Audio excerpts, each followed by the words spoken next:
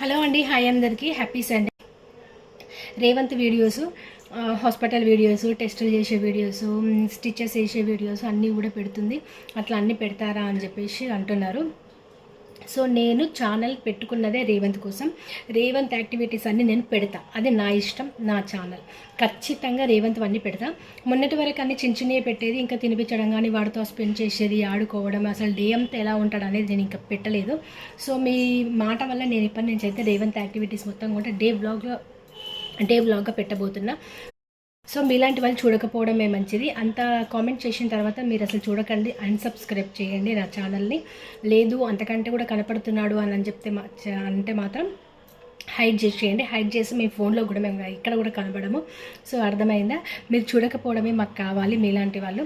So ఎట్లయినా కూడా మీ ఏడిపే మా ఎదుగుదల. నిన్న ఒక సిస్టర్ చెప్పారు కదా కామెంట్స్లో, మీ ఏడిపే మా ఎదుగుదల.